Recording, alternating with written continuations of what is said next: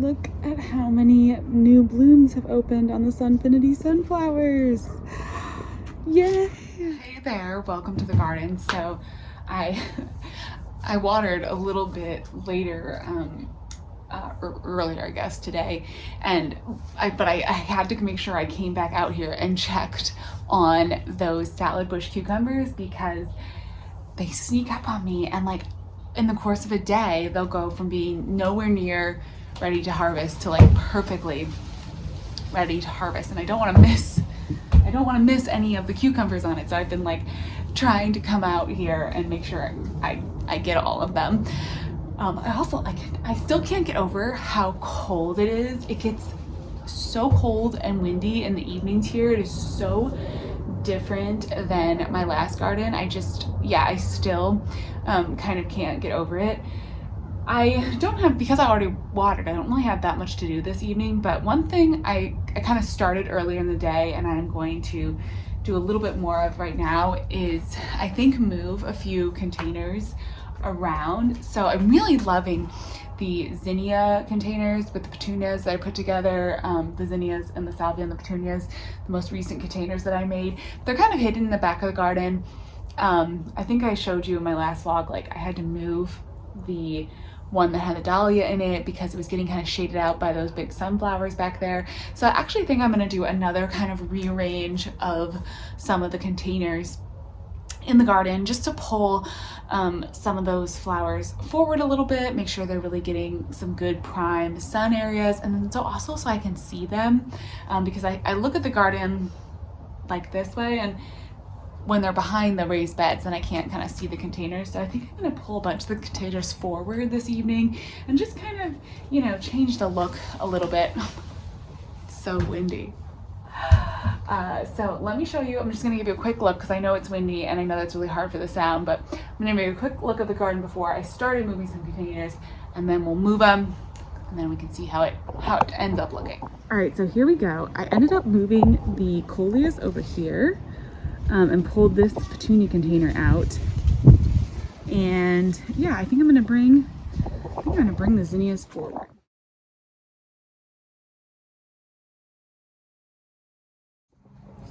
Hey there. Okay, the hummingbird is right here. Oh my gosh, the hummingbird is getting more and more comfortable with me being out here in the garden, and it keeps just like showing up and kind of flying around on the flowers while I'm out here, which is pretty cool. So I ended up getting cut off last night. I had to run in and do some things with the girls. So I'm back out here today, and we've got the containers. I went ahead and finished laying out the new location for the containers, and I'll show you what the garden is looking like. Basically, I pulled a lot of the containers that I had back in this sort of back section of the garden. I just pulled everything forward, kind of give a fresh new look for the container garden. As you know, it's like my favorite thing about container gardening is you get to change up the whole look of your garden like whenever you want, and I'm loving the way it looks now. I have to show you the hyacinth being fine, but first let's take a look at the new container garden layout. So happy with it. So I just wanted more like impact from the front, and look at the garden now. Right, so much more color. Just pulled a bunch of containers up here, and I followed my normal strategy where I try to do like 3 to 5 different containers of different sizes and then try to balance colors. So you'll see there's blue, blue, blue, orange, orange, orange. There's the black petunias over here. There's black petunias over here. There's pink here. And then we've got the pink and the zinnias here, here, here. And I really wanted to pull this beautiful Mystic Illusion dahlia forward so that we would get the really lovely kind of dark foliage there to just add some interest. And I brought the coleus over here again for some more foliage interest. And I'm hoping that because you can see the corn kind of shades it, that the coleus isn't going to get too scorched.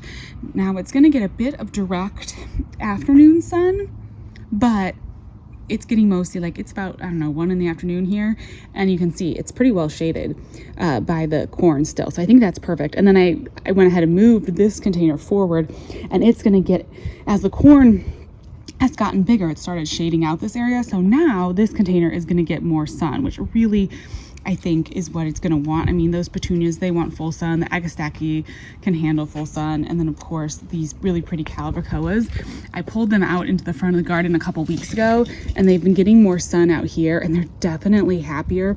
I've noticed like they're just so much more covered in blooms now. And I've got to come out and spray again for the budworms. But yeah, I think that this is a good spot for this coleus container. And look, the Alaska.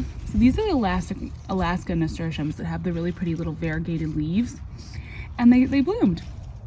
So as far as nasturtium blossoms go, the Alaska nasturtiums are definitely a simpler bloom. Like there's not really any you know, any kind of veining or anything, and the flowers don't have the veining. They don't have any like shifts in color. It's basically just like one color flower. But I still think nasturtium flowers are always pretty. And of course the leaves are just, you know, they're gorgeous, like little variegated lily pads. Super pretty.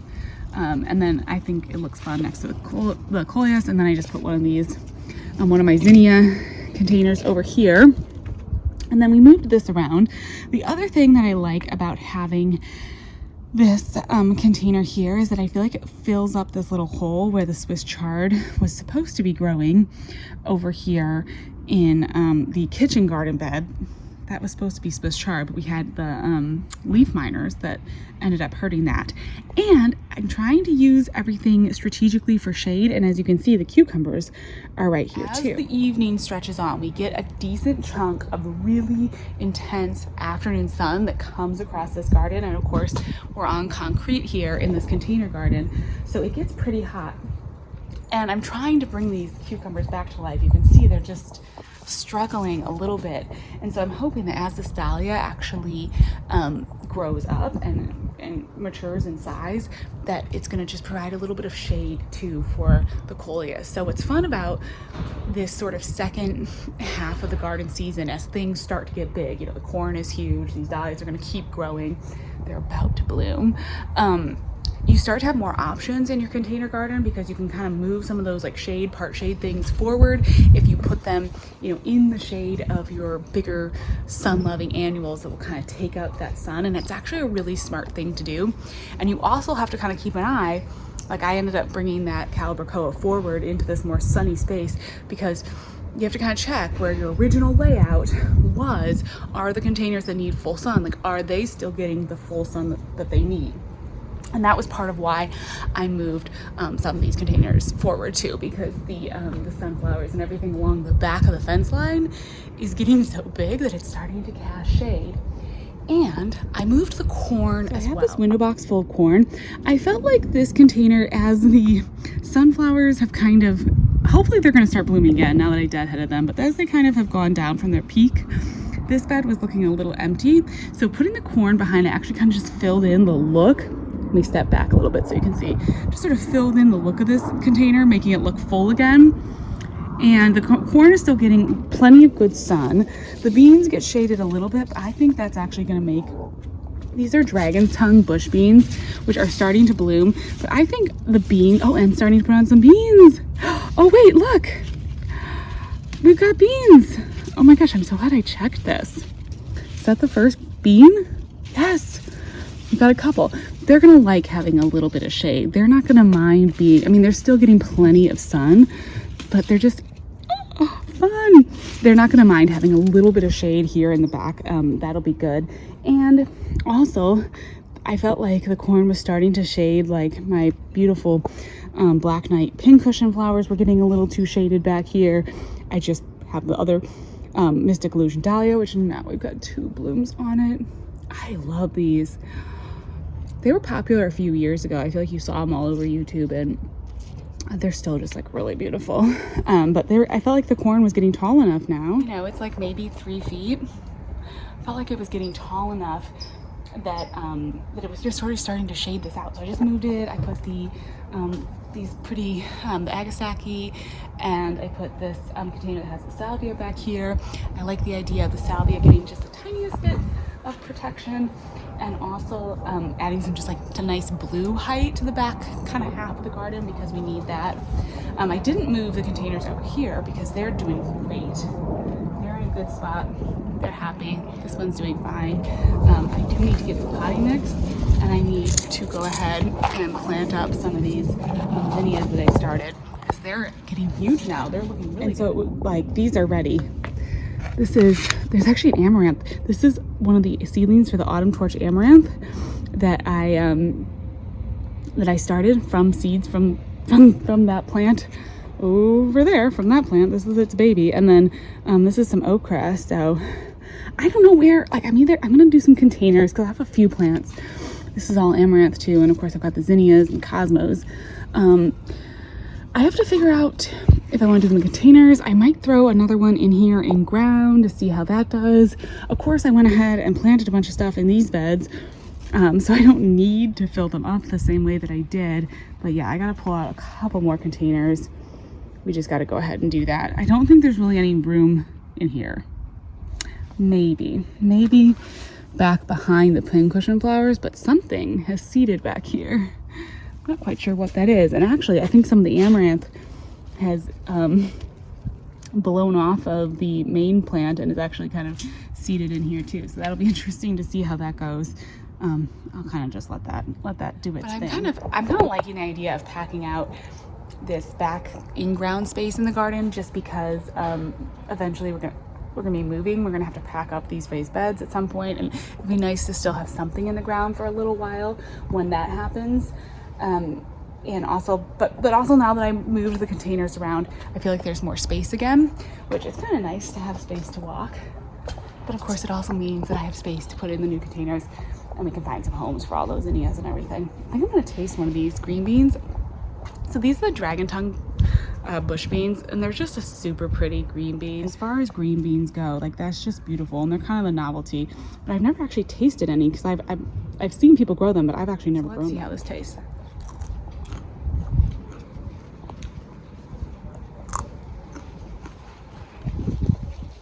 Well, that tastes like a pretty classic green bean. Not the most incredible homegrown green bean, I have to say. Sometimes some varieties of green beans, like, they're kind of like homegrown snap peas or something. Like, you just taste them and they're so incredible. They're so much, like, incredibly better than anything you've ever had at the store. I wouldn't say these really fall in that category. They're good, but they're kind of just like, yeah, that's a green bean. It doesn't taste wildly different than something you would get at the grocery store. But if you want something, like, just for looks, like if you want to add something to a salad or make something look cool, or if you're doing a kid's garden, you know, it's dragon tongue. Like, it's a cool name. So there's definitely a place for them, but I wouldn't say, at least the ones that I grew, the flavor wasn't like off the charts. I want to show you out of the corner of my eye. You can probably see I keep looking at. So my Bennery's Giant, I think it's a Bennery's Giant. That's what I planted over here. Bennery's Giant Zinnia has started blooming, so let's take a look at that. I'm really excited for this autumn sunset sunflower to bloom too. You can tell that it's going to be kind of like reddish. You can already see it in the leaves, which is kind of fun. That's going to be pretty. Okay, I'm starting to see the first signs of powdery mildew on my squash. Like, I can't believe we're already there in the season. There are some little female flowers in there. There's some babies, but come on. I was hoping that maybe we would avoid this because of just like how dry it is. The fact that this climate has very, very low humidity, and it doesn't rain. And the garden is like super dry. It dries out super fast. I was hoping that we wouldn't deal with powdery mildew, but I noticed some of it on the cucumbers the other day, and now there's some of it here on the squash. So that's why I did start that whole, that's why I did start that whole tray of zinnias and okra and cosmos and everything, because it's just nice when you start to have these kind of holes that pop up as vine borers come into your garden, which, knock on wood, like, we haven't had any vine borers yet, but as those things start to kind of crop up in the like later summer period, it's nice to have things to fill back in. Typically, I would be starting my fall garden right now. So when I used to be in zone 7A, I would always start all of my seeds inside for my fall garden. again, kind of like to put things into the places as August would wind down and things would start to die. I would start putting in like some of the kales and some of those kind of greens and starting all the different lettuces, kales, broccolis, cauliflowers, and things like that. I haven't done anything for a fall garden just yet, because I'm curious to see how long these plants are going to keep going. I mean, I did start the zinnias like just to have it, another succession, but I'm kind of curious to see how things keep growing. I'm in zone 10A now, so like we don't even, I mean, technically there's a chance of frost like for a week or two in December, but I don't expect us to have any kind of big frosts. I will probably do some kale, but I think I'll probably just direct sow it outside, maybe, in September. Well, but see, then if you do that, the problem with doing that is that, okay, wait a second. Let me show you. I got off track here. Let me show you the Pinetree Giant Zinnia, and then let's talk about fall planting. Here's the Pinetree Giant Zinnia starting to open up. Isn't this beautiful? I love that rich purple color. We've had some really great colors on the zinnias. And these Oklahoma mix are so fun. They're like these really round, fluffy heads. They're like little balls. So cute. So super fun zinnia stuff happening. Okay, let's sit down and talk about fall planting. So typically, I would start as I said, I would start my seeds in July, in mid-July for the fall. And now while it's tempting for me to want to just direct sow, like in September in this area, I'll tell you why I'm not going to. I think you probably could. Already our nights here are so much cooler. I'm in Northern California. It's so much cooler at night here than it was in Virginia. In Virginia, it stayed hot at night. It stayed in the 80s well until September.